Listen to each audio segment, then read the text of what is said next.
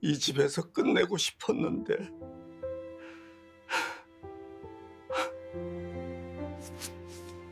평생 맨손으로 현장을 누비며 자수성가한 서만철. 아내와 사별한 뒤에도 그는 자신이 직접 설계하고 직접 지은 그 집을 지키고 싶어 했습니다. 하지만 아들 서정훈의 선택은 달랐습니다. 차갑고 건조한 한마디. 아버지, 여기서 편히 지내세요. 그 말과 함께 서만철은 요양원에 남겨집니다. 하지만 아들이 모르는 사실이 하나 있었습니다. 서만철은 이미 모든 걸 준비해 두고 있었다는 것. 돈이 아니라 인생 전체를 뒤흔들 40억짜리 비밀을 말입니다. 오늘의 사연을 시작하기 전에 무료 버튼인 구독과 좋아요를 눌러주시고 꽃길 인생과 인연을 이어가 주세요. 그리고 공감되는 순간이 있다면 댓글로 남겨주세요. 여러분의 이야기가 채널에 큰 힘이 됩니다. 그럼 오늘 이야기를 함께 들어볼까요? 새벽 5시 반, 서만철은 침대 모서리에 걸터 앉아 무릎을 쓸어내렸다. 관절이 시큰거렸다. 어젯밤 잠을 설쳐서인지 온몸이 무거웠다. 창밖은 아직 어두웠고 거리엔 가로등만 희미하게 빛났다. 그는 천천히 몸을 일으켜 세우고 슬리퍼를 신었다. 낡은 슬리퍼 밑창은 한쪽이 닳아 소리가 달랐다. 부엌으로 향하는 복도는 좁고 길었다. 벽에 걸린 가족 사진들이 그를 지켜보듯 늘어서 있었다. 아이들이 어렸을 때 찍은 사진, 아내와 함께 웃고 있던 사진, 그리고 회사 준공식 날의 단체 사진. 만철은 그 앞을 지나치며 고개를 돌렸다. 보고 싶지 않았다. 부엌 식탁 위엔 어제 먹다 남은 국그릇 하나가 놓여 있었다. 그는 냉장고를 열었다. 김치통 하나, 반찬통 2개, 우유 한 팩. 그게 전부였다. 냉장고 안쪽 선반은 텅 비어 있었다. 예전엔 이 냉장고가 늘 가득 차 있었다.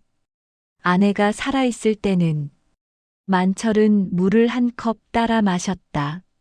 목구멍을 타고 내려가는 물이 차갑게 느껴졌다. 그는 컵을 싱크대에 놓고 거실로 향했다. 소파에 앉아 리모컨을 집어들었다. TV 화면이 켜지며 아침 뉴스가 흘러나왔다. 최근 노인복지시설 확충 방안이 논의되고 있습니다. 고령화 사회에 진입하면서 요양시설에 대한 수요가 급증하고 있는데요. 아나운서의 목소리는 또렷했지만 만철의 귀엔 공허하게 들렸다. 그는 리모컨을 소파 옆에 던지듯 놓았다. 화면 속 노인들은 밝게 웃고 있었다.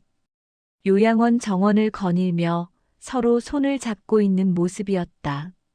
만철은 그 장면을 멍하니 바라봤다.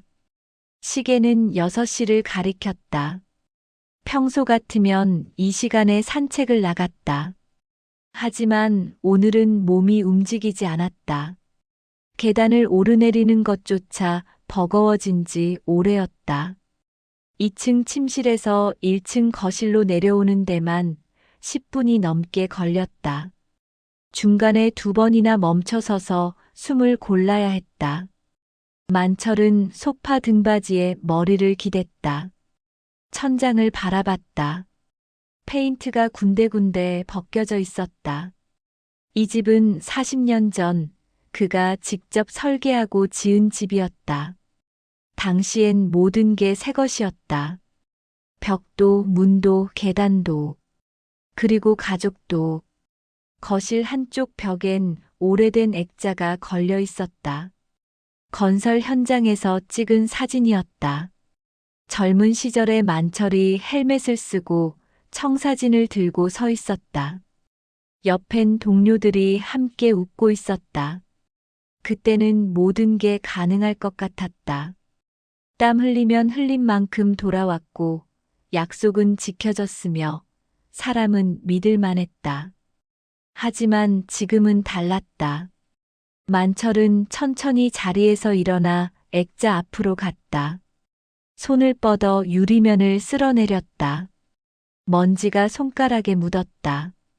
그는 고개를 저었다. 사진 속 자신은 너무 젊었고 너무 순진해 보였다. 전화벨이 울렸다. 만철은 깜짝 놀라 고개를 돌렸다. 거실 탁자 위에 놓인 유선 전화였다. 그는 천천히 걸어가 수화기를 들었다. 아버지, 접니다. 아들 정훈의 목소리였다. 차갑고 건조했다. 만철은 아무 말도 하지 않았다. 오늘 아침 10시에 모시러 가겠습니다. 준비해 두세요. 어디로? 말씀드렸잖습니까? 요양원입니다. 만철은 입술을 깨물었다. 정우는 그 침묵을 재촉하지 않았다. 그저 기다렸다. 마치 업무 전화처럼. 알았다. 만철은 수화기를 내려놓았다. 손이 떨렸다. 그는 소파에 다시 앉아 두 손을 모았다. 손바닥엔 굳은 살이 박혀 있었다. 평생 일한 흔적이었다. 그 손으로 집을 지었고, 가족을 먹였고, 사업을 일궜다. 그런데 이제 그 손은 아무것도 쥘 수 없었다. 시간은 흘렀다. 아침 햇살이 거실 안으로 스며들었다. 만철은 외투를 꺼내 입었다. 두툼한 겨울 외투였다. 안주머니에 손을 넣어 무언가를 확인했다. 작은 나무 상자가 만져졌다. 그는 고개를 끄덕였다. 잊지 않았다는 듯. 그는 다시 가족사진 앞으로 갔다. 아내는 이미 세상을 떠났고 아들은 자신을 멀리했으며 딸은 떨어져 살았다. 사진 속 가족은 행복해 보였다. 하지만 그건 과거의 이야기였다. 지금은 아무것도 남지 않았다. 만철은 사진을 오래 바라봤다. 그리고 중얼거렸다. 여기서 끝내고 싶었는데. 그의 목소리는 낮고 쉬었다. 아무도 듣지 못할 만큼 작았다. 하지만 그 말엔 무게가 실려 있었다. 50년 넘게 살아온 삶의 무게. 시계는 9시를 향해 가고 있었다. 만철은 현관문 앞에 서서 신발을 신었다. 구두끈을 묶는 손이 느렸다.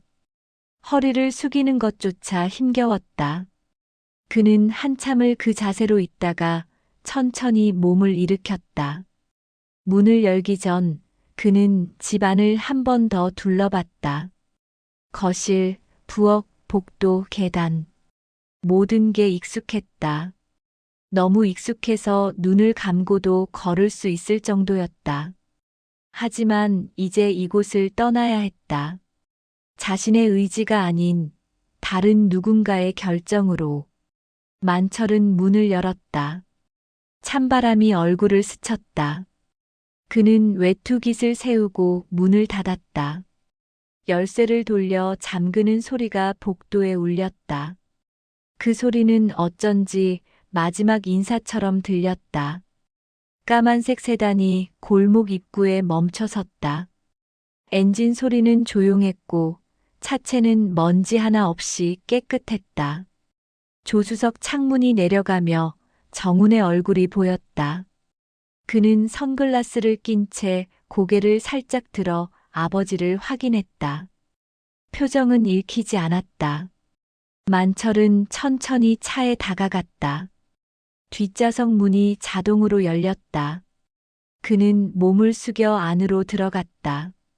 좌석은 부드러웠고 실내는 따뜻했다. 하지만 공기는 차가웠다. 정우는 아무 말도 하지 않았다. 인사도 안부도 없었다. 문이 닫히고 차가 출발했다. 엔진 소리는 거의 들리지 않았다. 라디오에서 잔잔한 음악이 흘러나왔다. 클래식이었다. 만철은 창밖을 바라봤다.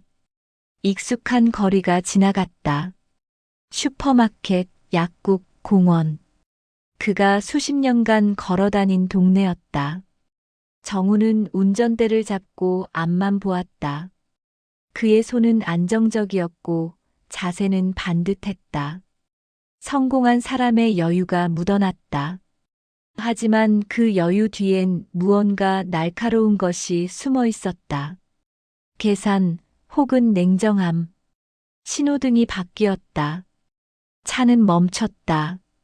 옆 차선엔 택시가 서 있었다. 택시 안엔 노부부가 타고 있었다. 할머니가 할아버지의 손을 잡고 있었다. 만철은 그 모습을 지켜봤다. 그들은 서로를 바라보며 무언가 이야기하고 있었다. 웃음소리는 들리지 않았지만 행복해 보였다. 신호등이 다시 바뀌었다. 차가 출발했고 노부부는 시야에서 사라졌다. 만철은 고개를 돌려 정훈의 뒷모습을 바라봤다. 아들의 어깨는 넓었고 목덜미는 곧았다. 하지만 그 뒤에서 따뜻함은 느껴지지 않았다. 휴대전화 벨소리가 울렸다. 정우는 블루투스 이어폰을 통해 전화를 받았다. 네, 서 대표입니다. 목소리는 단호했다. 업무용 말투였다. 계약서 검토 끝났습니까? 그럼 오후 2시에 미팅 잡아두세요. 빠질 수 없습니다. 정우는 통화를 끊었다. 그리고 다시 전화를 받았다. 이번엔 다른 상대였다. 아, 부장님. 지난번 건 어떻게 됐습니까? 그래요? 잘 됐네요. 이번 주 안으로 마무리합시다. 만철은 아들의 목소리를 들으며 창밖을 바라봤다. 정우는 10분 동안 3통의 전화를 받았다. 모두 일 이야기였다. 회사, 계약, 미팅, 실적. 그 단어들이 차 안을 가득 채웠다. 만철은 한 번도 그 대화에 끼어들지 않았다. 끼어들 틈도 없었다. 차는 고속도로에 진입했다. 속도가 붙었다. 창밖 풍경은 빠르게 지나갔다. 아파트, 공장, 들판. 도시가 점점 멀어졌다. 만철은 외투 안주머니에 손을 넣었다. 나무 상자가 여전히 그곳에 있었다. 그는 상자를 꽉 쥐었다. 손 안에서 나무의 온기가 느껴졌다. 정우는 여전히 전화 통화 중이었다. 이번엔 목소리가 조금 높아졌다. 그건 안 됩니다. 조건을 다시 조율해 보세요. 우리 쪽에서 양보할 수 있는 건 없습니다. 만철은 아들의 단호한 말투를 들으며 눈을 감았다. 머릿속에 오래전 기억이 떠올랐다. 정훈이 어렸을 때 그를 어깨에 태우고 공사 현장을 돌아다녔던 기억. 그때 정훈은 아버지의 헬멧을 만지며 웃었다. 눈이 초롱초롱했고 목소리는 밝았다. 아빠, 나도 나중에 이런 거 지을 거야. 만철은 그때 아들의 머리를 쓰다듬으며 대답했다. 그래, 내가 더 큰 걸 지어라. 아빠보다 더 높이. 하지만 지금 정우는 건물을 짓지 않았다. 계약서를 쌓았다. 사람을 쌓지 않고 숫자를 쌓았다. 만철은 눈을 떴다. 정훈의 뒷모습은 여전히 차갑게 느껴졌다. 차는 톨게이트를 지나쳤다. 요금은 자동으로 결제됐다. 정훈은 속도를 조금 줄였다. 내비게이션이 안내 음성을 냈다. 3km 후 우측으로 나가십시오. 만철은 고개를 들어 앞을 바라봤다. 저 멀리 언덕 위에 흰색 건물이 보였다. 요양원이었다. 건물은 깨끗해 보였지만 어딘지 모르게 삭막했다. 주변엔 나무가 몇 그루 서 있었지만 겨울이라 가지만 앙상했다. 정우는 방향 지시등을 켰다. 차는 천천히 우측 차선으로 빠져나갔다. 요양원으로 향하는 진입로는 좁았다. 차 한 대가 겨우 지나갈 정도였다. 도로 양옆엔 철조망이 쳐져 있었다. 만철은 그 철조망을 바라봤다. 마치 경계선 같았다. 안과 밖을 나누는. 차가 요양원 주차장에 멈춰 섰다. 엔진이 꺼졌다. 라디오 음악도 멈췄다. 정우는 선글라스를 벗어 대시보드 위에 놓았다. 그리고 뒤를 돌아봤다. 처음으로 아버지와 눈을 마주쳤다. 도착했습니다. 만철은 아무 대답도 하지 않았다. 그는 차 문을 열고 밖으로 나갔다. 찬바람이 얼굴을 때렸다. 하늘은 회색이었다. 구름이 낮게 깔려 있었다. 요양원 입구엔 사랑과 행복이 가득한 집이라는 간판이 걸려 있었다. 만철은 그 글자를 읽으며 씁쓸하게 웃었다. 정우는 트렁크에서 가방 하나를 꺼냈다. 만철의 짐이었다. 옷가지 몇 벌과 세면도구가 전부였다. 정우는 가방을 들고 입구로 향했다. 만철은 그 뒤를 따랐다. 발걸음은 느렸고 허리는 구부정했다. 입구 문이 자동으로 열렸다. 안은 따뜻했다. 복도는 길었고 벽은 하였다. 소독약 냄새가 났다.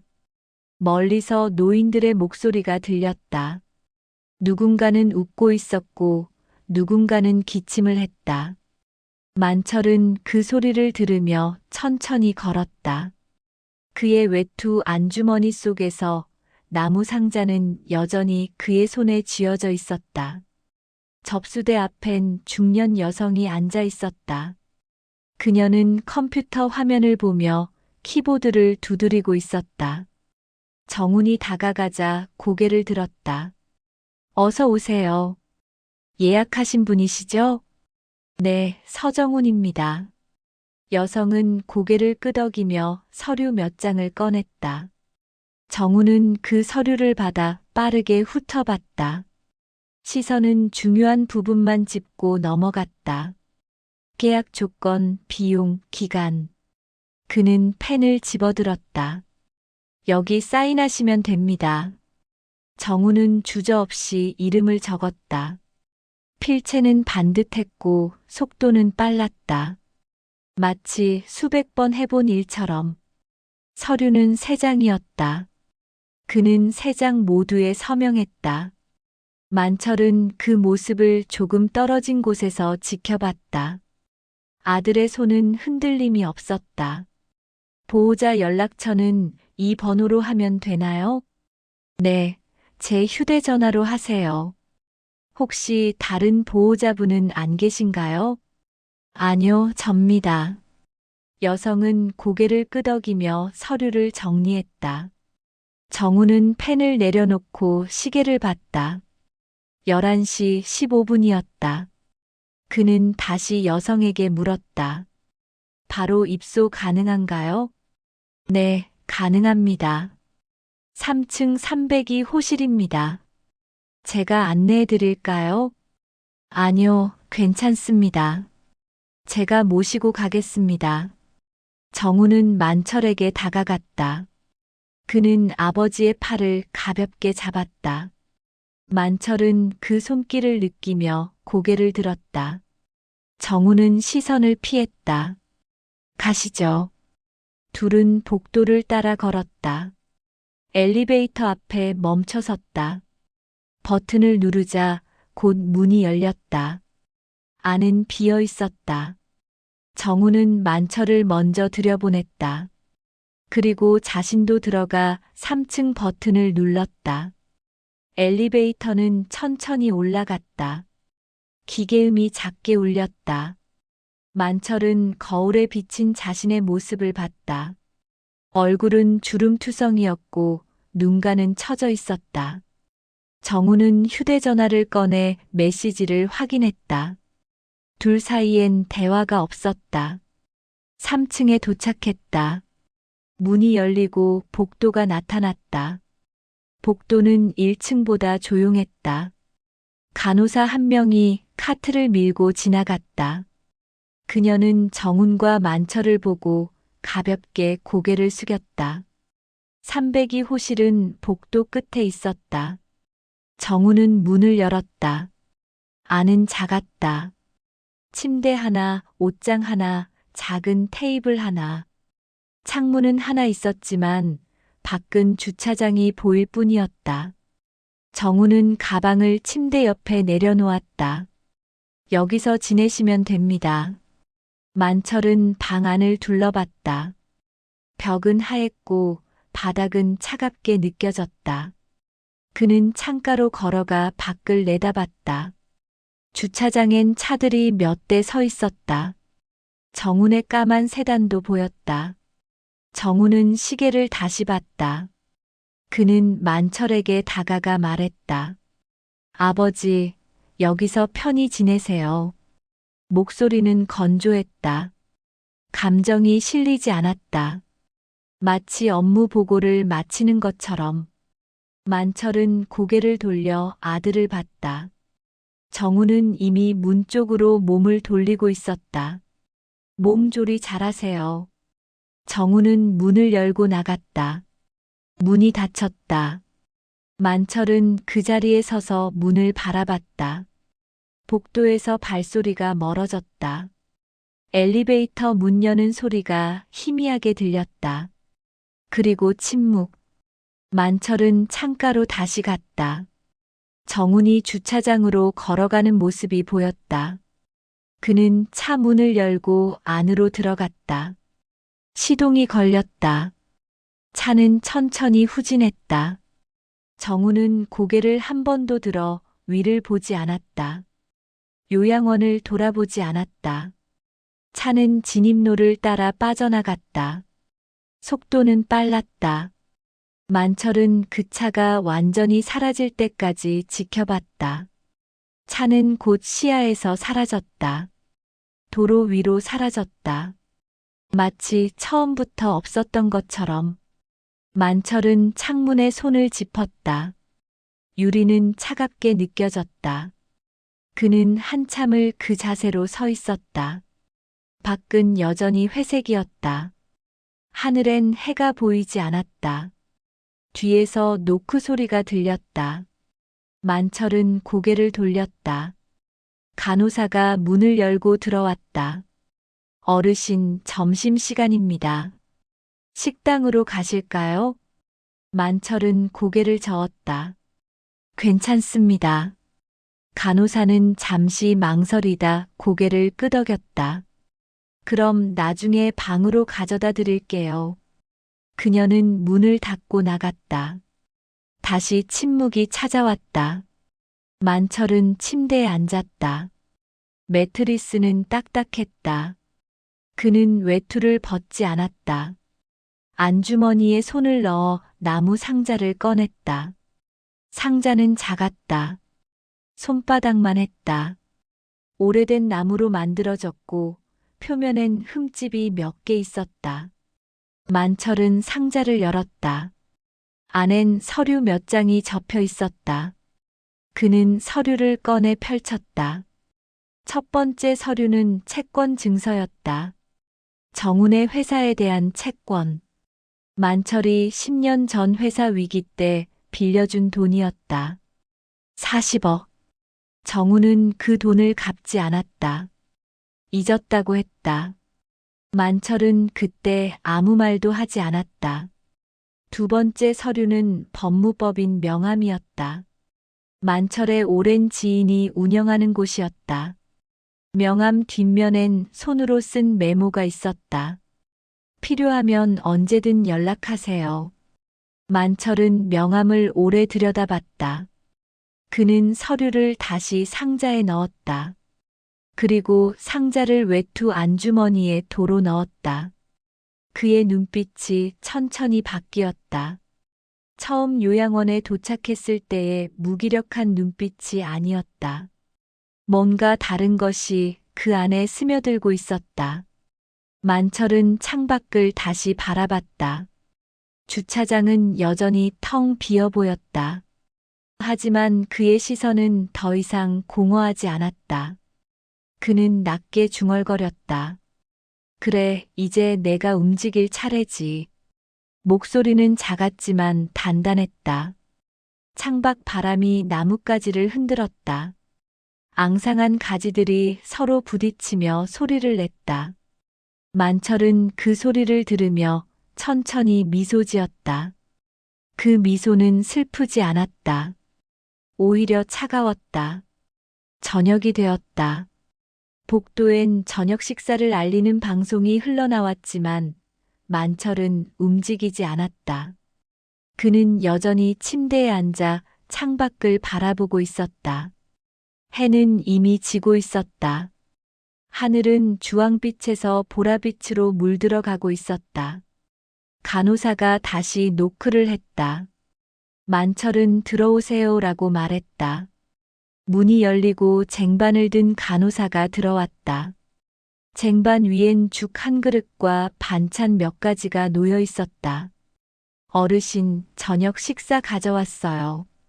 그녀는 탁자 위에 쟁반을 내려놓았다.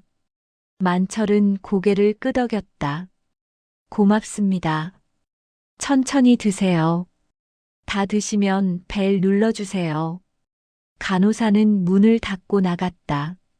만철은 일어나 탁자 앞에 앉았다. 죽에서 김이 올라왔다.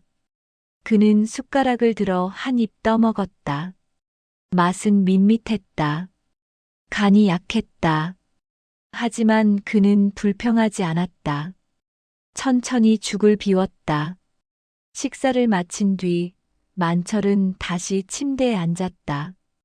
밤이 완전히 찾아왔다. 창밖엔 주차장 가로등만 희미하게 빛나고 있었다.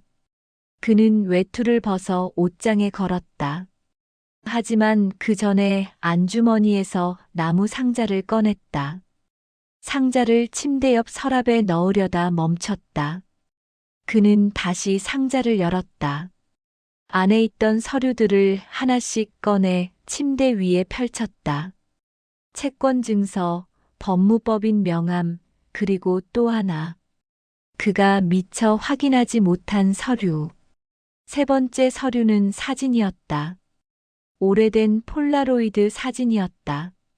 사진 속엔 젊은 시절의 만철과 정훈이 있었다. 정훈은 아직 10살도 되지 않았을 때였다. 둘은 건설 현장 앞에서 웃고 있었다. 만철은 정훈을 어깨에 태우고 있었고 정훈은 아버지의 헬멧을 만지고 있었다. 만철은 사진을 오래 들여다봤다. 사진 속 정훈의 눈은 밝았다. 웃음은 진심이었다. 하지만 지금 정훈의 눈엔 그런 빛이 없었다. 언제부터였을까? 언제부터 아들은 저렇게 변했을까? 만철은 사진을 도로 상자에 넣었다. 그리고 채권 증서를 다시 꺼내들었다.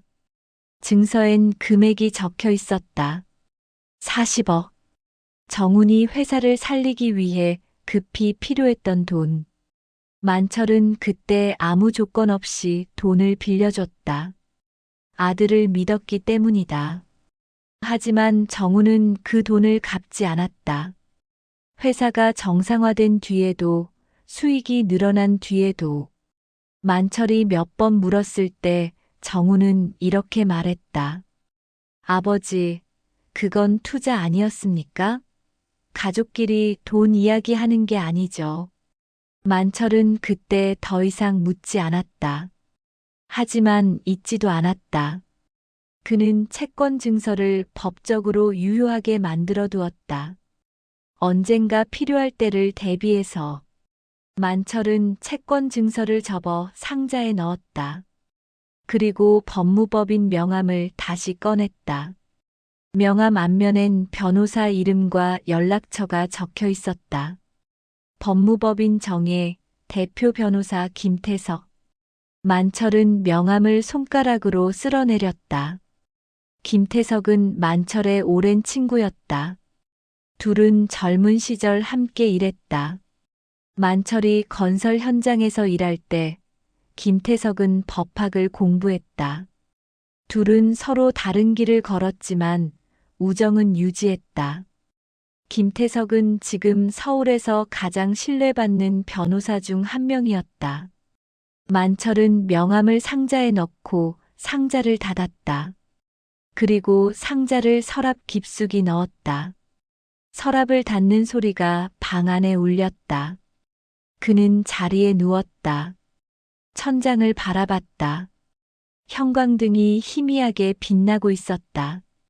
그의 머릿속엔 계획이 그려지기 시작했다. 아직 구체적이진 않았다. 하지만 윤곽은 잡혔다.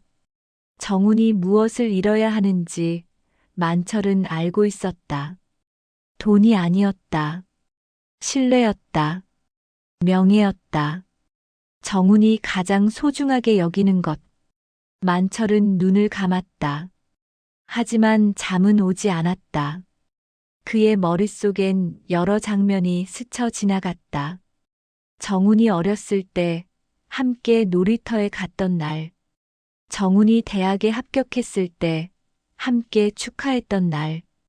정훈이 결혼했을 때 축사를 했던 날. 하지만 그 장면들은 점점 흐려졌다. 대신 오늘의 장면이 선명해졌다. 차 안에서 전화만 받던 정훈. 서류에 빠르게 서명하던 정훈. 뒤도 돌아보지 않고 떠나던 정훈. 만철은 눈을 떴다. 천장은 여전히 하였다. 그는 낮게 중얼거렸다. 이제 시작이야. 목소리는 차갑게 가라앉아 있었다. 방 안은 조용했다. 복도에선 누군가의 기침 소리가 들렸다. 만철은 그 소리를 들으며 다시 눈을 감았다. 이번엔 잠이 왔다. 깊고 무거운 잠이. 사흘이 지났다. 만철은 요양원에서 조용히 지냈다. 아침엔 산책을 나갔고 오후엔 방에서 책을 읽었다. 저녁엔 다른 노인들과 함께 식사를 했다. 겉으로 보기엔 평범한 노인이었다. 하지만 그의 눈빛은 달랐다. 무언가를 기다리고 있었다. 그날 아침 만철은 공중전화 앞에 섰다. 요양원 1층 복도 끝에 있는 오래된 공중전화였다. 그는 주머니에서 동전 몇 개를 꺼내 넣었다. 수화기를 들고 번호를 눌렀다. 김태석의 사무실 번호였다. 벨이 3번 울렸다. 그리고 누군가 전화를 받았다. 법무법인 정희입니다. 여성의 목소리였다. 비서로 보였다. 김태석 변호사님 계신가요? 누구신지 여쭤봐도 될까요? 서만철이라고 전해주세요. 잠시 침묵이 흘렀다. 그리고 전화가 연결되었다. 만철이 형님. 김태석의 목소리는 반가웠다. 오랜만에 듣는 따뜻한 목소리였다. 태석이 잘 지냈나? 형님이야말로. 그동안 연락이 없으셔서 걱정했습니다. 미안하네. 이런저런 일이 있었어. 무슨 일이십니까? 혹시 도움이 필요하신 겁니까? 만철은 잠시 망설였다. 그리고 천천히 말했다. 채권 하나 행사하려고.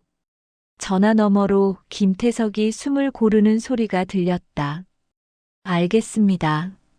언제 뵐까요? 내일 오전에 시간 되나? 됩니다. 사무실로 오시겠습니까? 아니, 내가 나갈 수가 없네. 자네가 와줄 수 있나? 물론입니다. 어디 계십니까? 만철은 요양원 주소를 알려줬다. 김태석은 메모하는 소리를 냈다. 내일 오전 10시에 뵙겠습니다. 고맙네. 전화가 끊겼다. 만철은 수화기를 내려놓고 복도를 바라봤다. 간호사 한 명이 카트를 밀고 지나갔다. 그녀는 만철을 보고 미소 지었다. 만철도 가볍게 고개를 숙였다. 다음 날 아침 요양원 1층 상담실에 김태석이 도착했다. 그는 깔끔한 정장 차림이었고 서류 가방을 들고 있었다. 접수대 직원이 만철의 방으로 안내했다. 김태석은 복도를 걸으며 주변을 둘러봤다. 벽은 하얗고 깨끗했지만 어딘지 모르게 쓸쓸해 보였다. 302 호실 문 앞에 섰다. 김태석은 노크를 했다. 형님, 접니다. 들어오게. 문이 열렸다. 만철은 창가 의자에 앉아 있었다. 김태석은 방 안으로 들어가 문을 닫았다. 두 사람은 서로를 바라봤다. 오랜만에 재회였다. 형님, 오래간만입니다. 그러게. 몇 년 만인가. 3년쯤 됐습니다. 김태석은 의자를 하나 가져와 만철 맞은편에 앉았다. 서류 가방을 무릎 위에 올려놓았다. 형님, 요양원에 계신다는 말씀 듣고 놀랐습니다. 어쩌다 보니 이렇게 됐네. 김태석은 만철의 얼굴을 살폈다. 주름은 깊어졌지만 눈빛은 여전히 날카로웠다. 채권 행사하시려는 거 맞습니까? 그래. 아드님 회사 관련된 거죠? 만철은 고개를 끄덕였다. 김태석은 서류 가방을 열어 노트북을 꺼냈다. 제가 어젯밤 관련 자료 좀 찾아봤습니다. 40억 규모 채권 법적으로 문제 없습니다. 행사 기한도 아직 5년 남았고요. 바로 청구할 수 있나? 가능합니다. 다만 전액 즉시 상환 요구는 회사 측에서 이의를 제기할 수 있습니다. 이에 제기하면 법정으로 가야 합니다. 하지만 형님이 이기실 겁니다. 증서가 명확하니까요. 만철은 창밖을 바라봤다. 고요했다. 법정까지 갈 필요 있을까? 아드님과 먼저 협의해 보시는 게 어떻겠습니까? 만철은 고개를 저었다. 협의는 이미 끝났어. 10년 동안 기다렸지. 김태석은 침묵했다. 만철이 계속 말했다. 이건 돈 문제가 아니야, 태석아. 그럼 무엇입니까? 가르침이지. 김태석은 만철을 바라봤다. 만철의 눈엔 슬픔과 단호함이 함께 있었다. 아들이 뭘 잃어야 하는지 알게 해줘야 해. 형님, 사람을 잃는 게 얼마나 큰 일인지 말이야. 김태석은 고개를 끄덕였다. 그는 노트북을 열어 서류를 작성하기 시작했다. 그럼 정식 채권 청구 절차를 밟겠습니다. 내용 증명부터 보내드릴까요? 그래. 회사 앞으로 보내게. 알겠습니다. 김태석은 키보드를 두드렸다. 만철은 창밖을 바라보며 생각에 잠겼다. 김태석이 작업을 마치고 고개를 들었다. 형님, 한 가지만 여쭤봐도 될까요? 뭔가, 정말 이렇게까지 하셔야 합니까? 가족인데. 만철은 김태석을 봤다. 가족이기 때문에 해야 하는 거야. 무슨 말씀이신지. 남이었으면 진작 법정 갔어. 근데 아들이니까 이렇게라도 깨우쳐 주는 거지. 김태석은 더 이상 묻지 않았다. 그는 노트북을 닫고 가방에 넣었다. 이번 주 안으로 내용 증명 발송하겠습니다. 고맙네. 김태석은 자리에서 일어났다. 만철도 따라 일어났다. 두 사람은 악수했다. 형님, 몸 잘 챙기십시오. 자네도. 김태석은 방을 나갔다. 만철은 혼자 남았다. 그는 다시 창가에 앉아 밖을 바라봤다. 하늘은 맑았다. 구름 한 점 없었다. 그날 오후 서울 강남의 한 고층 빌딩. 정훈의 사무실 앞으로 등기 우편 한 통이 도착했다. 비서가 우편물을 들고 정훈의 방으로 들어왔다. 대표님, 등기 우편 왔습니다. 정훈은 서류 검토를 멈추고 우편물을 받았다. 발신인을 확인했다. 법무법인 정의. 그는 눈살을 찌푸렸다. 봉투를 뜯었다. 안엔 내용 증명서가 들어있었다. 정훈은 첫 줄을 읽기 시작했다. 채권자 서만철은 채무자 정훈 산업에 대하여 40억 원의 채권을 보유하고 있으며 정훈의 손이 떨렸다. 그는 서류를 책상에 내려놓았다. 비서가 물었다. 무슨 내용입니까? 나가보세요. 비서는 고개를 숙이고 나갔다. 정훈은 혼자 남아 서류를 다시 읽었다. 채권 금액, 발행일, 상환 요구 기한. 모든 게 명확했다. 법적으로 문제없는 서류였다. 정훈은 전화기를 집어들었다. 법무팀장에게 전화를 걸었다. 지금 당장 제 사무실로 올라오십시오. 10분 후 법무팀장이 사무실로 들어왔다. 정훈은 내용 증명서를 건넸다. 이거 검토해 보세요. 법무팀장은 서류를 읽었다. 얼굴이 굳어졌다. 이건 40억 채권입니까? 그렇습니다. 채권자가 회장님 부친이십니까? 정훈은 대답하지 않았다. 법무팀장이 계속 말했다.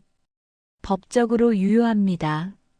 10년 전 발행됐고 행사 기한도 남아 있습니다. 대응 방안은 어렵습니다. 채권 자체가 명확하니까요. 정훈은 창밖을 바라봤다. 서울 야경이 펼쳐져 있었다. 하지만 그의 눈엔 아무것도 들어오지 않았다. 일단 협상을 시도해 보겠습니다. 누구랑요? 채권자분가요. 정훈은 고개를 저었다. 소용없을 겁니다. 그래도 시도는 나가보십시오. 법무팀장은 서류를 들고 나갔다. 정훈은 혼자 남았다. 그는 책상 서랍을 열어 오래된 사진을 꺼냈다. 아버지와 함께 찍은 사진이었다. 사진 속에서 둘은 웃고 있었다. 하지만 지금은 아무도 웃지 않았다. 정훈은 사진을 도로 서랍에 넣었다. 그날 저녁 정훈은 집에 돌아왔다. 아내 이선영이 거실에서 TV를 보고 있었다. 정훈은 소파에 앉았다. 표정이 어두웠다. 여보, 무슨 일 있어요? 정훈은 한참을 침묵하다 입을 열었다. 아버지가 채권을 청구하셨어. 채권이요? 10년 전 회사에 빌려주신 돈. 40억. 이선영의 얼굴이 하얗게 변했다. 40억이요? 그걸 지금 갚으라고요? 그런 것 같아. 왜 갑자기요? 정훈은 고개를 숙였다. 내가 잘못했어. 뭘요? 아버지를 요양원에 모신 것. 이선영은 입술을 깨물었다. 그건 어쩔 수 없었잖아요. 우리 형편도 어려웠고, 형편이 어려운 게 아니었어. 정훈은 아내를 봤다. 마음이 어려웠던 거야. 내 마음이. 이선영은 아무 말도 하지 못했다. 정훈은 일어나 서재로 들어갔다. 문을 닫았다. 이선영은 그 뒷모습을 보며 불안한 표정을 지었다. 일주일이 흘렀다. 만철은 요양원에서 규칙적인 생활을 이어갔다. 아침 산책, 오후 독서, 저녁 식사. 겉으로는 평범한 노인이었다. 하지만 그 이면에서는 무언가가 움직이고 있었다. 어느 날 오후 만철은 1층 로비 소파에 앉아 있었다. 손엔 신문이 들려 있었지만 시선은 입구 쪽을 향하고 있었다. 오후 2시 정각 한 젊은 남자가 요양원 안으로 들어왔다. 박하석이었다. 그는 깔끔한 캐주얼 차림이었다. 손엔 서류 봉투와 노트북을 들고 있었다. 하석은 로비를 둘러보다 만철을 발견했다. 그는 다가와 공손히 인사했다. 회장님, 오랜만입니다. 만철은 신문을 접으며 고개를 끄덕였다. 하석이 잘 왔네. 앉게. 하석은 만철 옆에 앉았다. 두 사람은 잠시 주변을 살폈다. 로비엔 간호사 1명과 노인 2명이 있었다. 모두 자기 일에 집중하고 있었다. 회장님, 편찮으신 데는 없으십니까? 괜찮아. 여기 생활이 나쁘진 않더군. 하석은 서류 봉투를 만철에게 전달했다. 말씀하신 자료 정리해 왔습니다. 고생했네. 하석은 서류 봉투를 열어 숫자와 날짜가 빼곡히 적혀 있는 자료를 보여줬다. 먼저 정훈 사장님 회사 거래 내역입니다. 최근 5년치 공개 자료를 모았습니다. 만철은 서류를 들여다봤다. 하석이 설명을 이어갔다. 여기 보시면 3년 전부터 특정 업체와 거래가 집중돼 있습니다. 이 업체는 하석이 다른 서류를 펼다. 회사 정보가 나타났다. 사장님 처남이 운영하는 곳입니다. 만철의 눈빛이 날카로워졌다. 선영이 오빠. 네. 거래 규모가 상당합니다. 연간 50억 이상입니다. 계약 조건은 시세보다 20% 높습니다. 만철은 입술을 깨물었다. 하석은 다음 자료를 보여줬다. 그리고 이건 회사 내부 고발 게시판에 올라온 글입니다. 익명이지만 내용이 구체적입니다. 화면엔 글 하나가 떠 있었다. 제목은 특혜 거래 의혹이었다. 하석이 읽어 내려갔다. 특정 업체와의 거래에서 불합리한 조건이 반복되고 있다. 입찰 과정도 불투명하다. 내부 감사가 필요하다. 만철은 고개를 끄덕였다. 이 글 올라온 지 얼마나 됐나? 한 달쯤 됐습니다. 근데 회사 측에서 아무 조치도 안 했습니다. 묻어버렸군. 그런 것 같습니다. 만철은 잠시 생각에 잠겼다. 하석은 조용히 기다렸다. 로비 한쪽에서 노인 한 분이 기침을 했다. 간호사가 다가가 물을 건넸다. 하석아, 이 자료들 증거로 쓸 수 있나? 공개 자료는 가능합니다. 내부 고발 글도 캡처해뒀습니다. 좋아. 그리고 만철은 목소리를 낮췄다. 정훈이가 날 여기 데려올 때 영상 있나? 하석은 고개를 끄덕였다. 요양원 입구 CCTV 영상 확보했습니다. 합법적으로요. 어떻게? 요양원 측에 정식으로 요청했습니다. 회장님 보호자로서 안전 확인 차원이라고요. 만철은 만족스럽게 미소 지었다. 역시 자네야. 보여줄 수 있나? 하석은 노트북을 열었다. 영상 파일이 재생됐다. 화면엔 요양원 입구가 보였다. 정훈의 차가 들어오는 장면이었다.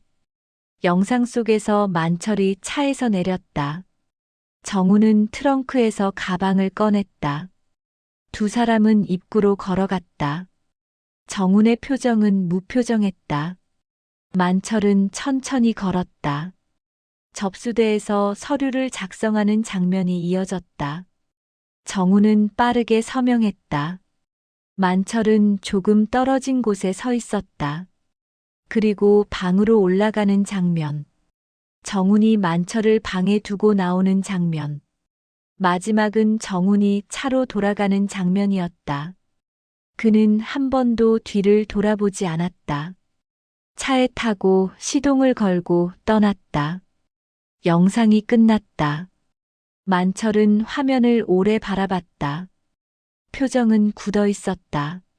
하석이 조심스럽게 물었다. 회장님 괜찮으십니까? 만철은 고개를 끄덕였다. 괜찮아. 이게 현실이니까. 이 영상 사용하실 겁니까? 그래. 때가 되면. 하석은 태블릿을 끄고 가방에 넣었다. 회장님, 다른 건 없으십니까? 제가 더 도울 일이요. 만철은 잠시 생각했다. 그리고 말했다. 정훈이 회사에 행사 예정 있나? 네, 이번 달 말에 신규 사업 발표회가 있습니다. 규모는 꽤 큽니다. 투자자들, 언론사, 거래처 다 모입니다. 만철의 눈빛이 빛났다. 그때가 적기겠군. 무슨 말씀이신지. 그때 모든 걸 공개할 거야. 하석은 숨을 죽였다. 만철이 계속 말했다. 벌이 아니야, 하석아. 깨달음이지. 회장님, 정훈이가 뭘 잃어야 하는지, 뭘 지켜야 하는지 알게 해줄 거야. 하석은 고개를 숙였다. 알겠습니다. 준비하겠습니다. 고맙네. 하석은 자리에서 일어났다. 만철도 따라 일어났다. 두 사람은 악수했다. 회장님 건강 잘 챙기십시오. 자네도. 하석은 로비를 나갔다. 만철은 그 뒷모습을 지켜봤다. 하석은 믿을 만한 사람이었다.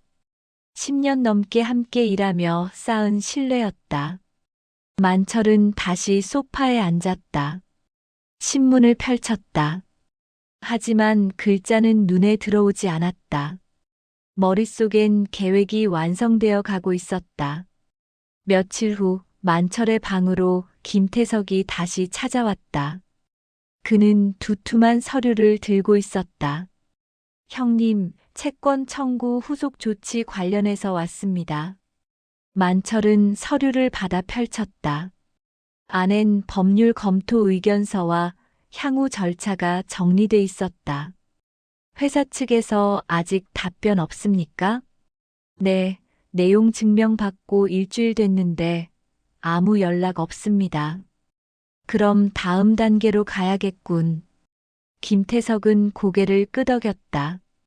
형님, 정말 이대로 진행하시겠습니까? 만철은 창밖을 바라봤다. 태석아, 내가 평생 일하면서 배운 게 하나 있어. 뭡니까? 사람은 무너져 봐야 진짜를 배운다는 거야. 김태석은 아무 말도 하지 못했다. 만철이 계속 말했다. 난 맨손으로 시작했어. 무너질 게 없었지. 그래서 올라갈 수밖에 없었어. 네. 근데 정훈이는 달라. 처음부터 가진 게 많았어. 그래서 몰라. 잃는 게 뭔지. 만철은 김태석을 봤다. 이번 기회에 배워야 해. 그래야 진짜 사람이 되지. 김태석은 고개를 끄덕였다. 형님 뜻 알겠습니다. 필요한 거 있으면 말씀하십시오. 고맙네, 태석아. 김태석은 자리에서 일어나 인사하고 나갔다.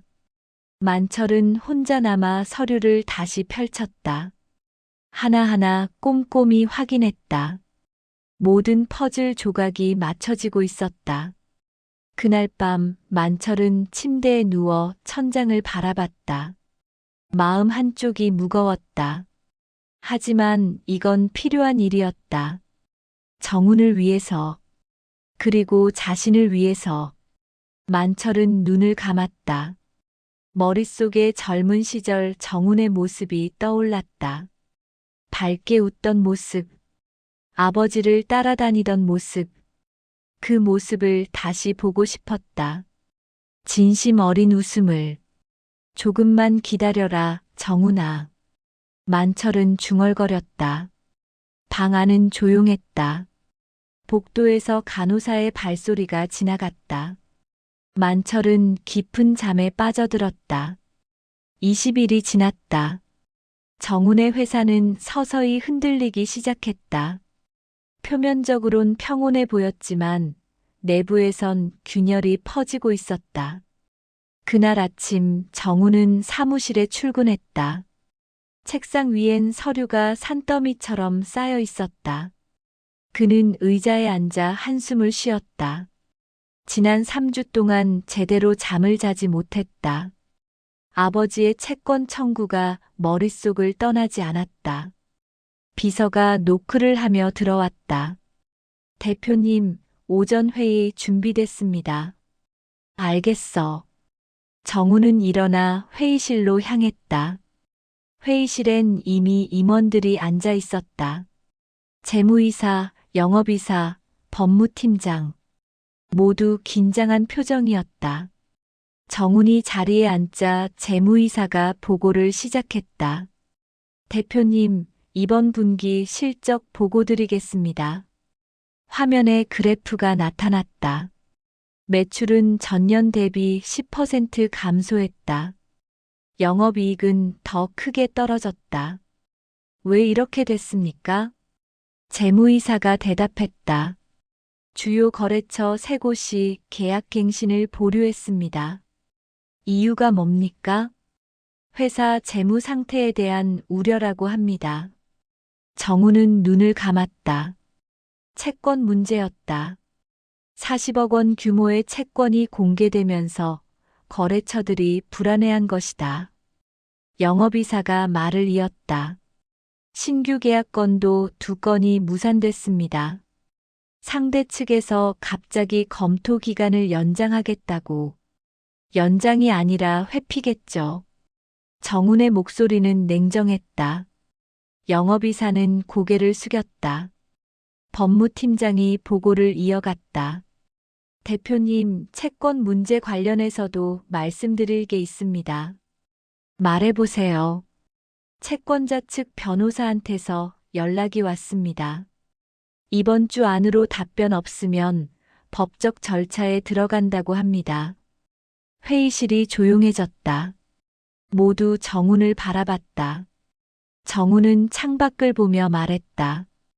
협상 여지는 어렵습니다. 채권자 측이 강경합니다. 정훈은 책상을 손으로 두드렸다. 규칙적인 소리가 회의실에 울렸다. 일단 회의는 여기까지 하겠습니다. 각자 대응 방안 마련해서 내일 다시 보고하세요. 임원들이 일어나 나갔다. 정훈은 혼자 남았다. 그는 회의실 창문 앞에 섰다. 아래로 서울거리가 보였다. 사람들이 바쁘게 움직이고 있었다. 모두 자기 일에 집중하고 있었다. 정훈은 휴대전화를 꺼냈다. 요양원 번호를 찾았다. 손가락이 화면 위에서 멈췄다. 전화를 걸어야 할까? 아버지와 직접 이야기해야 할까? 하지만 그는 전화를 걸지 못했다. 무슨 말을 해야 할지 몰랐다. 용서를 구해야 할까? 아니면 항의를 해야 할까?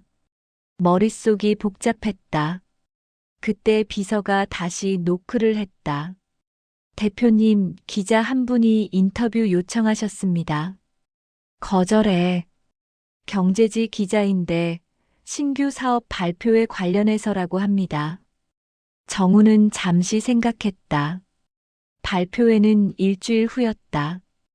회사 이미지를 회복할 마지막 기회였다. 알겠어. 약속 잡아. 비서가 나갔다. 정훈은 다시 창밖을 바라봤다. 하늘엔 구름이 끼기 시작했다. 비가 올 것 같았다. 그날 저녁 정훈은 집에 돌아왔다. 현관문을 열자 거실이 어두웠다. 불이 꺼져 있었다. 선영은 안 보였다. 여보, 대답이 없었다. 정우는 안으로 들어가 불을 켰다. 선영이 소파에 앉아 있었다. 손엔 서류가 들려 있었다. 왜 불을 안 켰어? 선영은 대답하지 않았다. 정우는 다가가 앉았다. 선영이 들고 있는 서류를 봤다. 은행 대출 서류였다. 이게 뭐야? 우리 집 담보 대출이요. 정우는 서류를 받아들었다. 대출 금액은 20억이었다. 선영이 말을 이었다. 회사 채권 문제 때문에 은행에서 연락 왔어요. 대출 조기 상환을 검토 중이래요. 왜? 여보 회사 신용도가 떨어졌대요. 그래서 우리한테까지 영향이. 선영의 목소리가 떨렸다. 정우는 서류를 테이블에 내려놓았다. 걱정 마. 해결할 거야. 어떻게요? 40억을 어떻게 갚아요? 정우는 대답하지 못했다. 선영이 계속 말했다. 아버님한테 가서 용서 빌어요. 제발요. 무릎 꿇고 빌어요. 선영은 남편을 바라봤다. 정훈의 얼굴은 창백했다. 잠시 후 정훈은 일어나 서재로 들어갔다. 문을 닫았다. 선영은 거실에 남아 서류를 내려다봤다. 눈물이 서류 위로 떨어졌다. 서재 안에서 정훈은 책상에 앉았다. 그는 서랍을 열어 아버지와 찍은 사진을 꺼냈다. 사진 속에서 아버지는 웃고 있었다. 정훈도 웃고 있었다. 하지만 지금은 아무도 웃지 않았다. 정훈은 사진을 책상 위에 놓았다. 오래 바라봤다. 아버지, 제가 뭘 잘못한 겁니까? 중얼거렸지만 대답은 없었다. 사진 속 아버지는 그저 웃고 있을 뿐이었다. 다음 날 정훈의 회사에 또 다른 문제가 발생했다. 인터넷 커뮤니티에 익명 게시글이 올라왔다.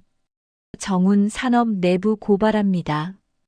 특정 업체와의 불공정 거래, 입찰 담합, 회계 조작 의혹이 있습니다. 증거 자료 첨부합니다.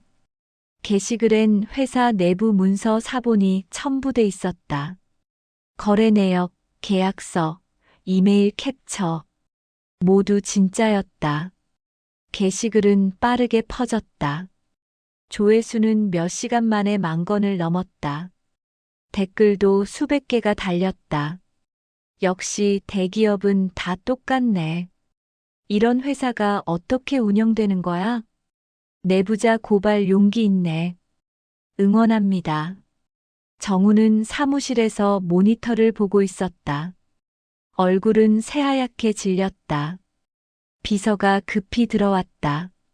대표님, 언론사에서 연락 오고 있습니다. 취재 요청이. 다 거절해. 근데 계속 전화가. 전화 끊으라고. 비서는 놀라 물러났다. 정우는 혼자 남아 모니터를 응시했다. 게시글은 계속 퍼지고 있었다. SNS로, 뉴스 사이트로 어디든. 법무팀장이 급히 들어왔다. 대표님, 공정거래위원회에서 연락 왔습니다.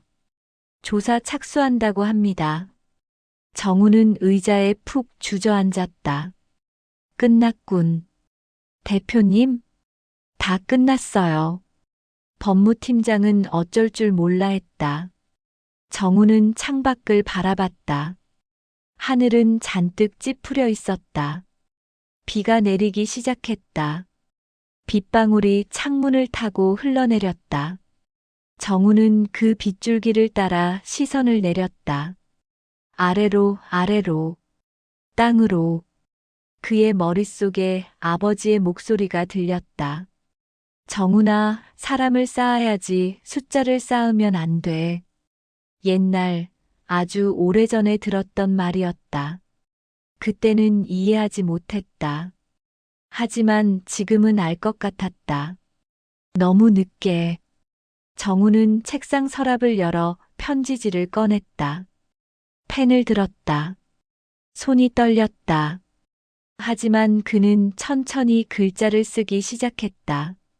아버지께 첫 줄을 쓰고 멈췄다. 다음 문장이 나오지 않았다. 무슨 말을 써야 할까? 용서를 구해야 할까?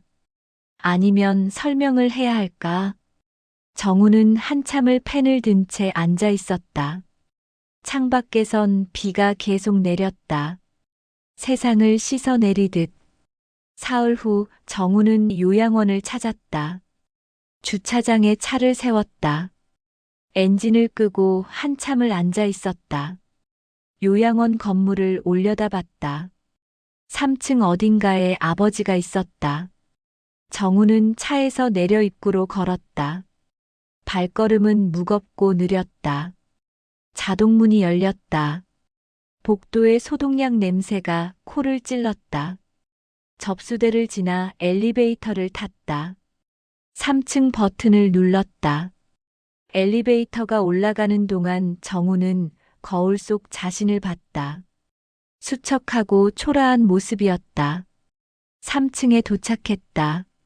복도를 걸어 302호 앞에 섰다. 문 앞에서 한참을 망설였다. 손을 들어 노크하려다 내렸다. 다시 들었다가 내렸다. 마침내 노크를 했다. 똑똑똑. 아버지, 정훈입니다. 안에서 대답이 없었다. 정훈은 다시 노크했다. 아버지, 들어가도 되겠습니까? 잠시 후 문이 열렸다. 만철이 서 있었다. 표정은 평온했다. 하지만 눈빛은 차가웠다. 들어와. 정우는 방 안으로 들어갔다. 문이 닫혔다. 둘은 마주 섰다. 침묵이 흘렀다. 정훈이 먼저 무릎을 꿇었다. 바닥에 무릎을 대고 고개를 숙였다. 아버지 용서해 주십시오. 만철은 창가로 걸어가 앉았다. 정훈을 내려다보지도 않았다. 일어나. 아버지. 일어나라고 했어. 정훈은 천천히 일어났다. 눈엔 눈물이 고여 있었다. 만철은 창밖을 바라보며 말했다. 뭐 때문에 왔나? 용서를 구하러 왔습니다. 그래. 진심으로. 정우는 대답하지 못했다. 만철이 고개를 돌려 아들을 봤다. 진심이면 채권 청구 안 했을 때 왔어야지. 회사 망하니까 이제 오는 거 아니가? 정우는 고개를 숙였다. 죄송합니다. 뭐가 죄송한데? 아버지를 이렇게 모신 것. 만철은 웃었다. 차가운 웃음이었다. 이렇게? 어떻게 모셨는데? 요양원에 혼자 두고 온 것. 그게 다야? 정우는 고개를 들었다. 만철이 계속 말했다. 그것만 문제인 줄 아나? 정훈아, 넌 날 사람으로 안 봤어. 그게 무슨. 차 안에서 전화만 받았지. 인사 한마디 없었지. 뒤도 안 돌아봤지. 만철의 목소리가 높아졌다. 난 내 아버지야. 너 낳아서 키운 사람이야. 그런데 넌 날 짐짝처럼 여기 내려놨어. 정우는 눈물을 흘렸다. 아버지 정말 죄송합니다. 죄송하면 다야? 정훈아, 넌 지금도 몰라. 뭘 잘못했는지. 정우는 무릎을 다시 꿇었다. 가르쳐 주십시오. 제가 뭘 잘못했는지. 만철은 자리에서 일어났다. 정훈에게 다가갔다. 그리고 말했다. 사람을 버렸어. 그게 제일 큰 잘못이야. 정우는 고개를 숙인 채 떨었다. 만철이 계속 말했다. 돈은 다시 벌 수 있어. 회사도 다시 세울 수 있어. 근데 사람은 한 번 버리면 돌이킬 수 없어. 알겠습니다. 모르겠지. 넌 아직도 몰라. 만철은 다시 창가로 갔다. 오늘은 돌아가거라. 아버지, 제발요. 한 번만 용서해 주십시오. 회사가 무너지면 직원들, 만철이 냉소했다. 지금 직원 걱정해? 넌 날 여기 데려올 때 직원 생각했나? 정우는 할 말을 잃었다. 만철이 말을 이었다. 거짓말하지 마. 넌 지금 내 걱정하는 거야. 회사 잃을까봐, 돈 잃을까봐. 진짜 반성하고 싶으면 그것부터 버려. 내 욕심부터. 정우는 바닥을 응시했다. 눈물이 마룻바닥에 떨어졌다. 만철은 그 모습을 지켜봤다. 표정엔 연민도 분노도 없었다. 그저 차가운 관찰뿐이었다. 돌아가. 아버지, 돌아가라고. 정우는 천천히 일어났다. 비틀거렸다. 다리에 힘이 없었다. 그는 문 쪽으로 걸어갔다. 손잡이를 잡았다. 그리고 돌아봤다. 아버지, 저 정말 뉘우치고 있습니다. 만철은 대답하지 않았다. 창밖만 바라보고 있었다. 정우는 문을 열고 나갔다. 복도를 걸으며 정우는 눈물을 닦았다. 간호사 한 명이 지나가며 그를 이상하게 쳐다봤다. 정우는 고개를 숙이고 계속 걸었다. 엘리베이터를 타고 1층으로 내려왔다. 로비를 지나 밖으로 나왔다. 차가운 바람이 얼굴을 때렸다. 정우는 주차장으로 걸어가 차에 올랐다. 시동을 걸었다. 하지만 출발하지 않았다. 그는 운전대에 이마를 기댔다. 어깨가 떨렸다. 소리 없이 울었다. 한참 후 정우는 고개를 들었다. 백미러로 요양원을 봤다. 3층 창문 하나가 보였다. 그곳에 아버지가 있을 것이다. 정우는 차를 출발시켰다. 주차장을 빠져나가며 한 번 더 백미러를 봤다. 요양원은 점점 멀어졌다. 그리고 사라졌다. 돌아가는 길에 정우는 라디오를 켰다. 뉴스가 흘러나왔다. 정운 산업에 대한 공정거래위원회 조사가 본격화되고 있습니다. 내부 고발로 시작된 이번 조사는 정우는 라디오를 껐다. 고속도로는 한산했다.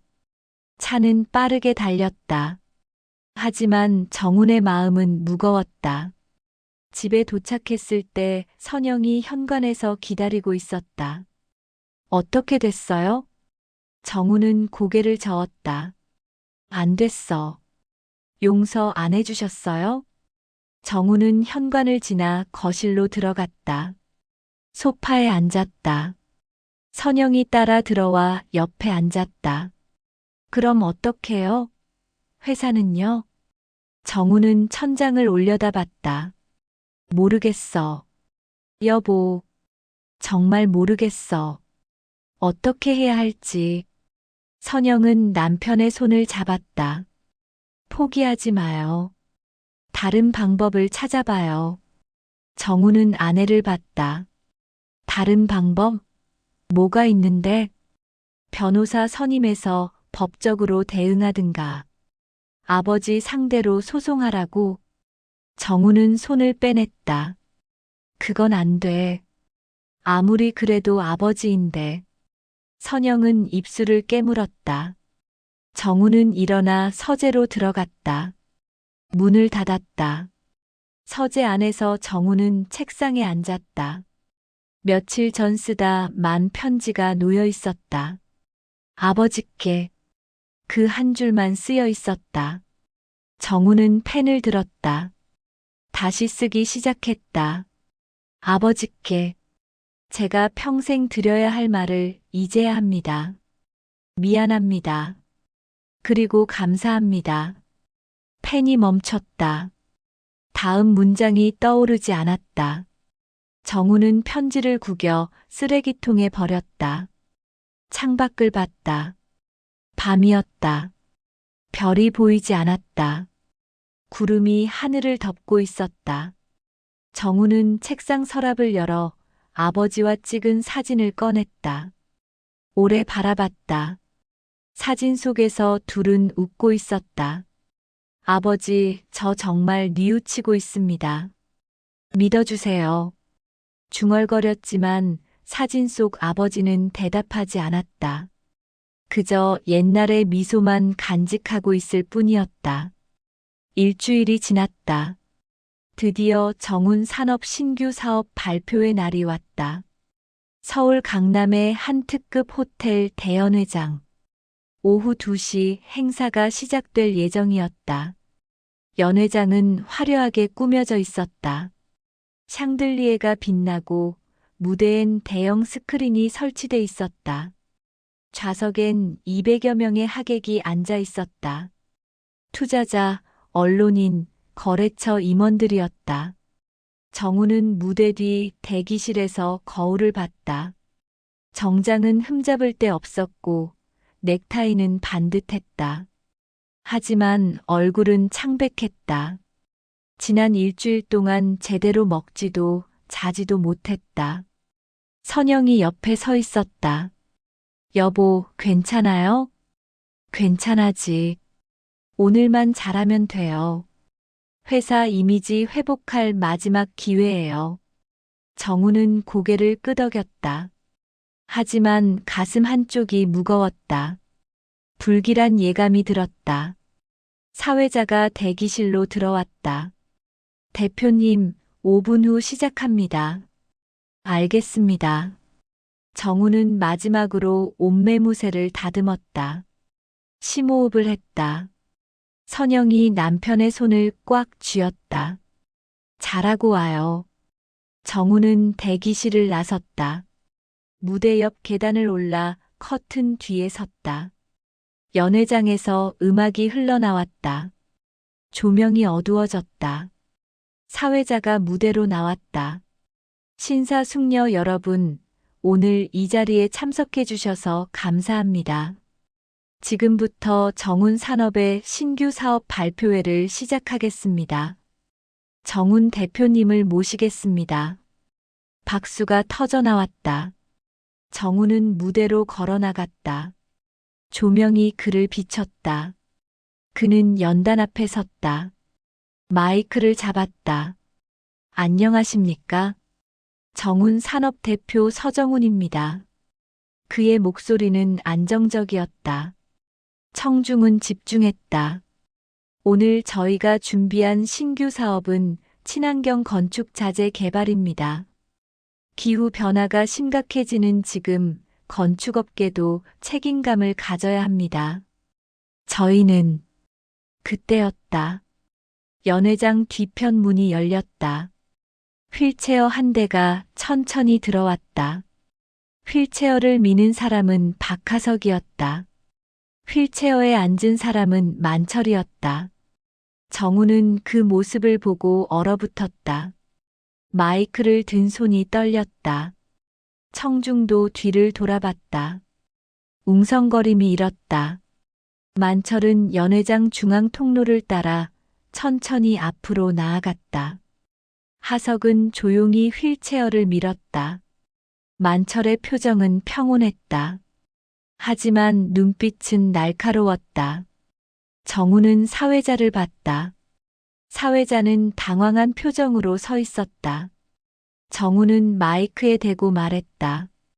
저 잠시만요. 하지만 만철은 멈추지 않았다. 무대 앞까지 왔다. 하석이 휠체어를 멈췄다. 만철은 정운을 올려다봤다. 계속하게. 만철의 목소리는 작았지만 또렷했다. 앞줄에 앉은 사람들은 그 말을 들었다. 정우는 입술을 깨물었다. 아버지, 왜 여기? 내가 주주니까. 들으러 왔네. 청중 사이에서 속삭임이 커졌다. 누군가 물었다. 저분이 누구십니까? 옆 사람이 대답했다. 대표 아버님이신가 봐요. 정우는 당황했다. 하지만 어쩔 수 없었다. 그는 심호흡을 하고 발표를 이어갔다. 신규 사업은 친환경 건축 자재 개발입니다. 저희는 재생 가능한 원료를 사용하여. 그의 목소리는 떨렸다. 집중력이 흐트러졌다. 만철은 무대를 응시했다. 정우는 그 시선을 피할 수 없었다. 발표가 절반쯤 진행됐을 때 만철이 손을 들었다. 하석이 그 신호를 받고 노트북을 꺼냈다. 연회장 스크린과 연결했다. 정우는 그 모습을 보고 창백해졌다. 아버지, 뭐 하시는 겁니까? 만철은 대답하지 않았다. 하석이 키를 눌렀다. 스크린이 바뀌었다. 정훈의 발표 자료가 사라지고 새로운 화면이 나타났다. 화면엔 제목이 떠 있었다. 진실을 말씀드립니다. 청중은 술렁였다. 정훈은 무대에서 내려오려 했다. 하지만 만철이 말했다. 거기 서 있게. 다 같이 보자고. 정훈은 멈춰섰다. 선영이 객석에서 일어나려 했지만 주변 시선 때문에 앉아 있을 수밖에 없었다. 스크린에 첫 번째 자료가 나타났다. 정훈 회사와 천암 회사의 거래 내역이었다. 금액, 날짜, 조건이 명시돼 있었다. 하석이 마이크 없이 큰 목소리로 설명했다.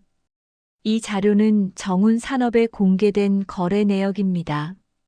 특정 업체와의 거래가 집중돼 있으며 시세보다 20% 높은 가격으로 계약됐습니다. 청중 사이에서 탄성이 흘러나왔다. 기자들이 카메라를 들었다. 플래시가 터졌다. 두 번째 자료가 나타났다. 내부 고발 게시글이었다. 이것은 회사 내부 게시판에 올라온 익명 고발입니다. 한 달 전 게시됐으나 회사 측에서 아무런 조치를 취하지 않았습니다. 정우는 무대에서 비틀거렸다. 얼굴은 새하얗게 질렸다. 세 번째 자료. 요양원 CCTV 영상이었다. 정훈이 만철을 데려온 날의 영상. 무표정한 얼굴로 서류에 서명하고 뒤도 돌아보지 않고 떠나는 모습. 연회장은 조용해졌다. 누구도 말하지 않았다. 모두 화면을 응시했다. 영상이 끝났다. 만철이 천천히 입을 열었다. 여러분. 그의 목소리가 연회장에 울렸다. 저는 이 사람의 아버지입니다. 평생 일해서 이 사람을 키웠습니다. 정우는 고개를 숙였다. 이 사람에게 돈도 빌려줬습니다. 40억입니다. 회사 살리라고.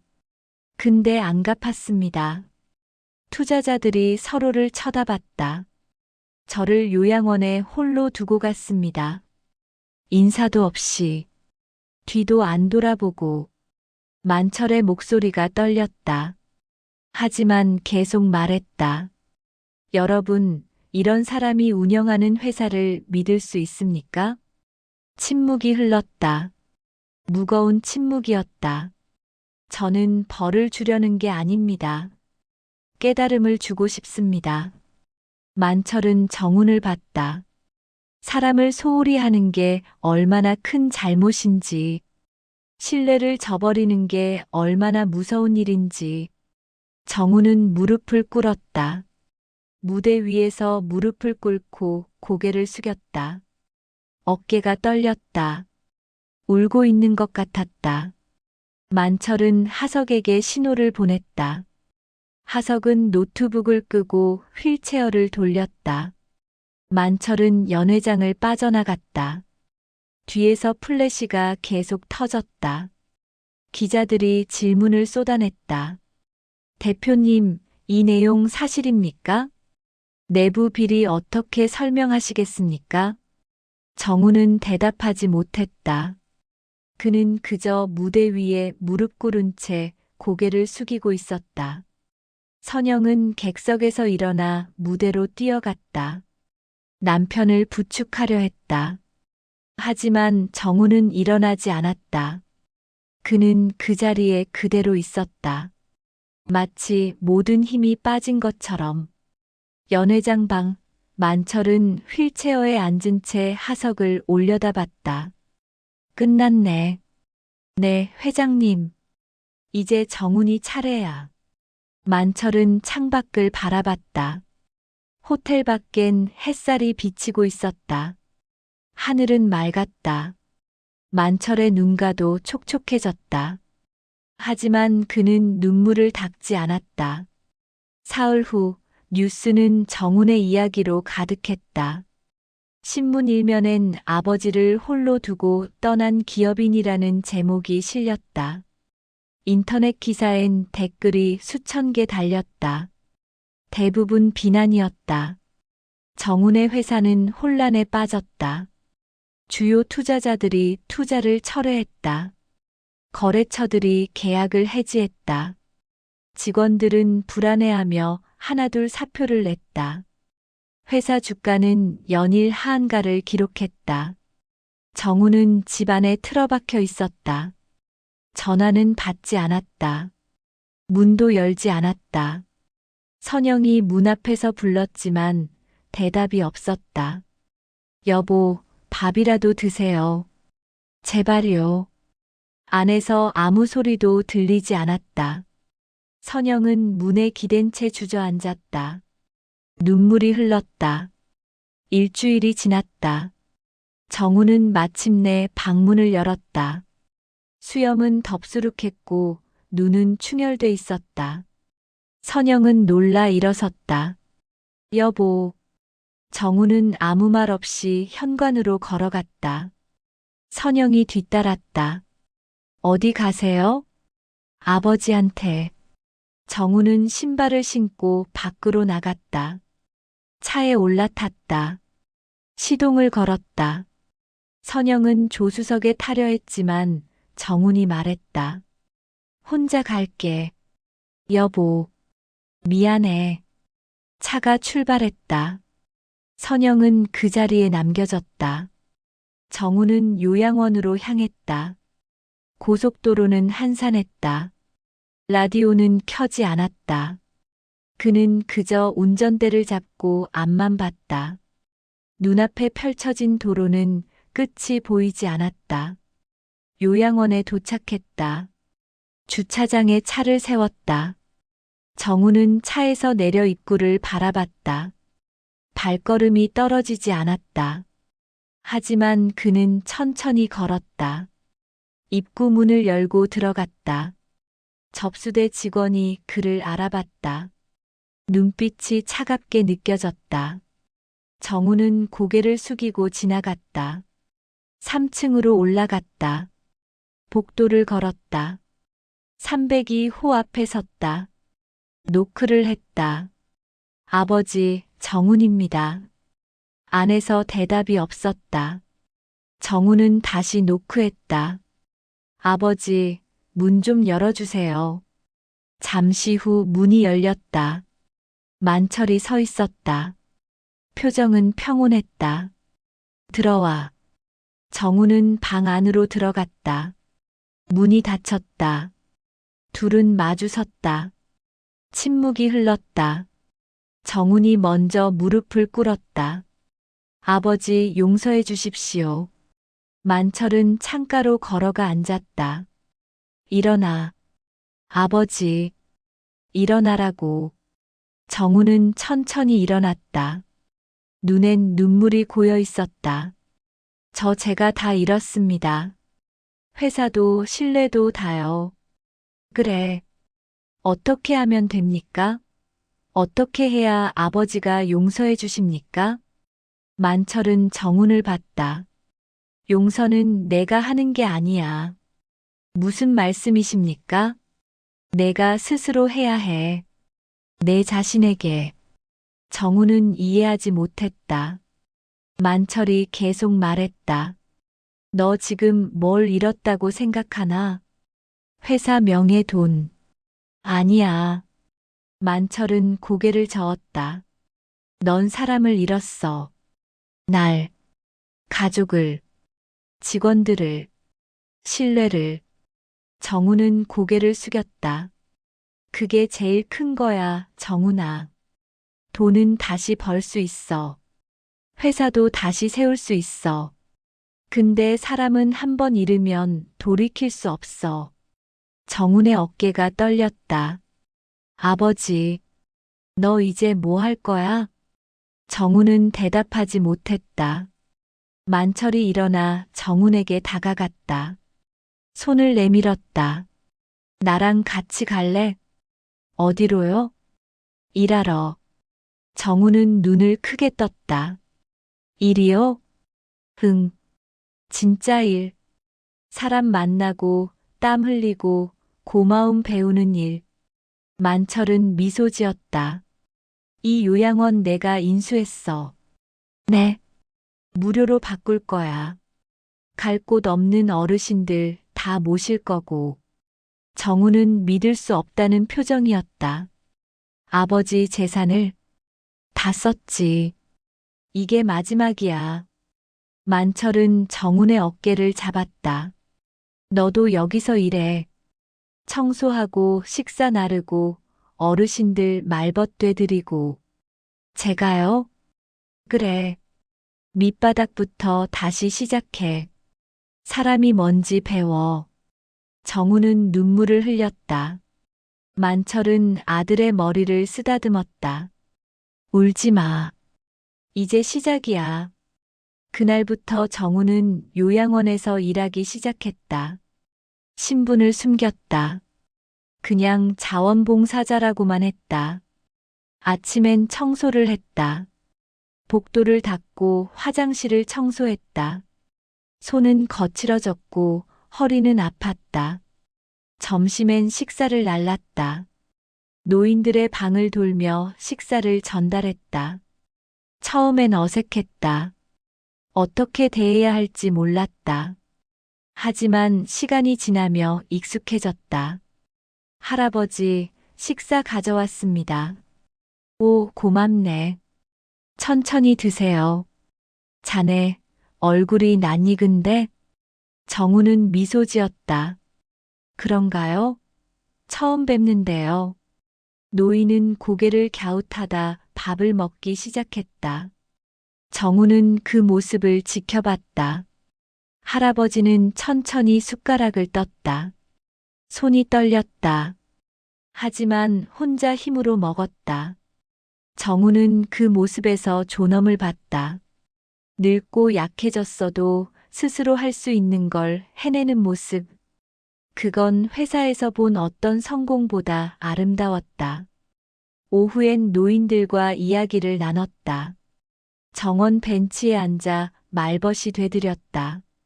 젊었을 땐 뭐 하셨어요? 난 교사였어. 40년 가르쳤지. 대단하십니다. 대단할 것 없어. 다 옛날이야. 노인은 하늘을 올려다봤다. 근데 말이야, 제자들이 가끔 찾아와. 그게 제일 기뻐. 그러시겠어요. 사람이 남는 게 제일이더라고. 돈도 명예도 다 사라지는데 사람은 남아. 정우는 그 말을 가슴에 새겼다. 할아버지가 계속 말했다. 자네도 그렇게 살게. 사람 남기면서 노력하겠습니다. 저녁이 되면 정우는 만철과 함께 산책을 했다. 둘은 요양원 주변을 천천히 걸었다. 오늘은 어땠나? 힘들었습니다. 근데 좋았습니다. 뭐가? 사람들이요. 어르신들. 만철은 고개를 끄덕였다. 이제 좀 보이나? 네, 아버지. 정우는 아버지의 팔을 잡았다. 만철은 그 손을 덮었다. 둘은 말없이 걸었다. 해가 지고 있었다. 하늘은 붉게 물들었다. 3개월이 흘렀다. 정우는 요양원에서 일하며 변했다. 얼굴엔 생기가 돌았고 눈빛은 맑아졌다. 처음엔 힘들어했지만 이젠 자연스러웠다. 어느 날 딸 지은이 요양원을 찾아왔다. 그녀는 정원에서 정훈을 발견했다. 정훈은 노인 한 분을 휠체어에 태워 산책시키고 있었다. 오빠. 정훈은 고개를 돌렸다. 지은이 달려왔다. 남매는 포옹했다. 지은아, 잘 지냈어? 오빠야말로 여기서 일한다며? 응. 아버지랑 같이. 지은은 오빠를 바라봤다. 정훈의 얼굴은 평온했다. 많이 변했다, 오빠. 그래? 응. 예전엔 항상 바빠 보였는데 지금은 편안해 보여. 정훈은 미소 지었다. 편안해진 게 맞아. 마음이. 지은은 오빠의 손을 잡았다. 아버지 만나러 갈래? 그래. 남매는 함께 만철의 방으로 갔다. 만철은 창가에 앉아 책을 읽고 있었다. 지은이 문을 두드렸다. 아버지, 저예요. 만철은 고개를 들었다. 얼굴이 밝아졌다. 지은이, 들어와. 지은과 정훈이 들어갔다. 만철은 책을 내려놓고 일어났다. 지은이 아버지를 안았다. 아버지, 보고 싶었어요. 나도 그랬어. 만철은 정훈을 봤다. 정훈은 고개를 숙여 인사했다. 아버지. 정훈아, 고생 많다. 아니에요. 제가 배우는 게 더 많습니다. 만철은 만족스럽게 고개를 끄덕였다. 세 사람은 함께 앉았다. 지은이 과일을 깎아 나눴다. 오랜만에 가족이 함께했다. 아버지, 요양원 분위기 정말 좋아요. 그래? 네. 어르신들 표정이 다 밝으세요. 만철은 창밖을 바라봤다. 그게 제일 보람이야. 사람들이 편안해하는 거. 정훈이 말했다. 아버지, 제가 한 가지 배운 게 있어요. 뭔데? 사람을 남기는 게 진짜 유산이라는 거요. 만철은 정훈을 봤다. 정훈이 계속 말했다. 회사 키우고 돈 벌고 그런 거 다 의미 없더라고요. 진심으로 날 기억해주는 사람 하나 없으면. 그래. 아버지는 많이 남기셨어요. 저, 지은이, 여기 어르신들. 다 아버지 기억할 거예요.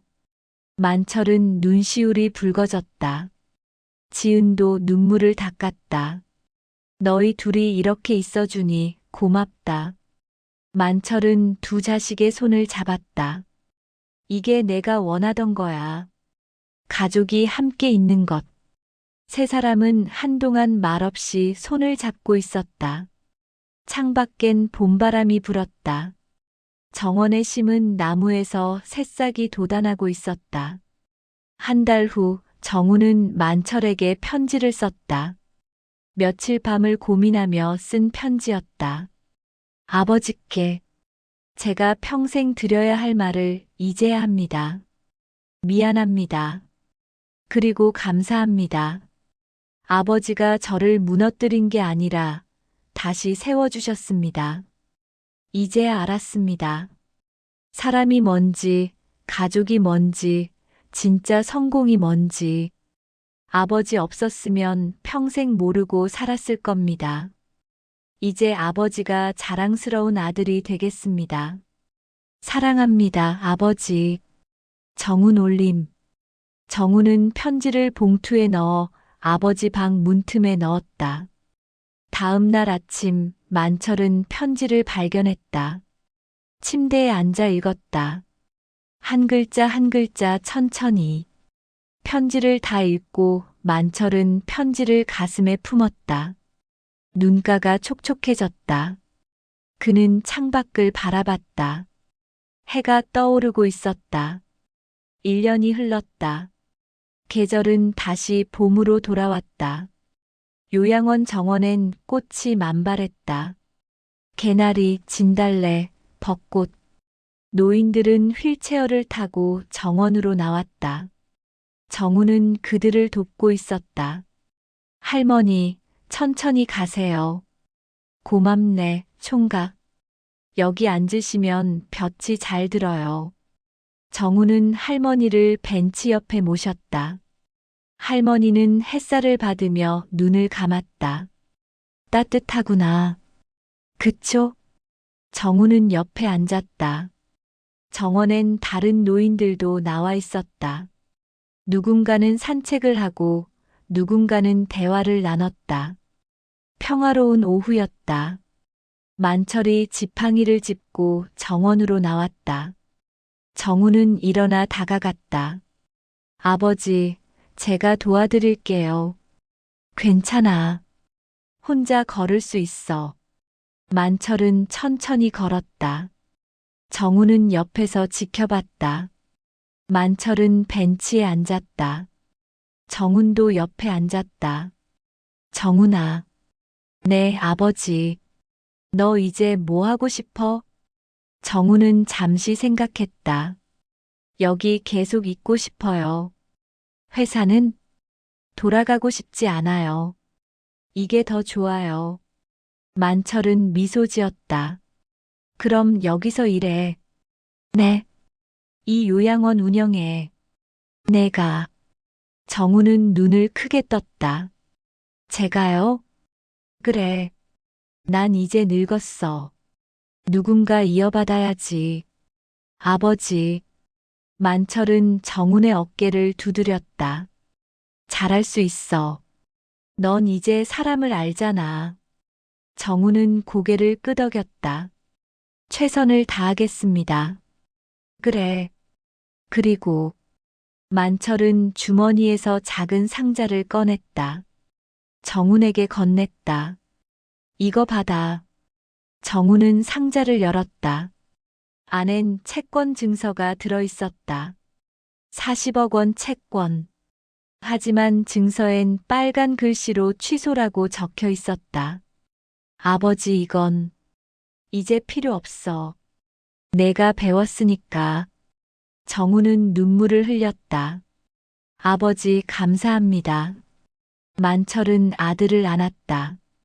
정훈도 아버지를 꼭 안았다. 둘은 한동안 그렇게 있었다. 정원엔 봄바람이 불었다. 벚꽃잎이 날렸다. 그날 저녁 요양원 식당에서 작은 모임이 열렸다. 만철, 정훈, 지은, 그리고 박하석이 함께했다. 테이블엔 소박한 음식이 차려져 있었다. 지은이 와인 잔을 들었다. 건배할까요? 만철이 고개를 끄덕였다. 모두 잔을 들었다. 새로운 시작을 위해. 건배. 잔이 부딪혔다. 사람들은 웃었다.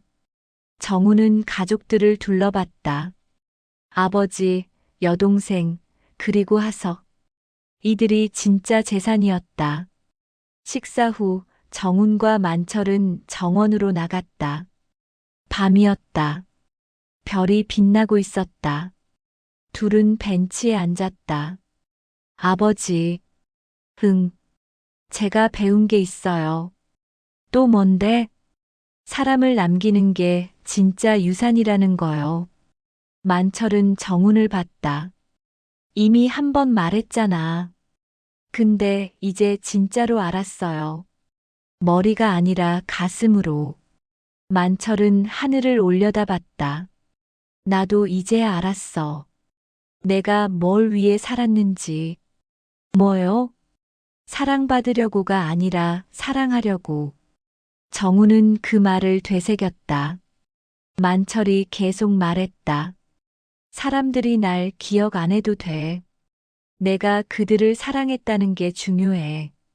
아버지, 너도 그렇게 살아라. 사랑하면서. 정우는 고개를 끄덕였다. 둘은 말없이 별을 바라봤다. 밤하늘은 맑았고 별은 무수히 빛났다. 시간이 더 흘렀다. 2년 후 요양원은 지역에서 가장 사랑받는 곳이 되었다. 정우는 정식으로 원장이 되어 그곳을 운영했다.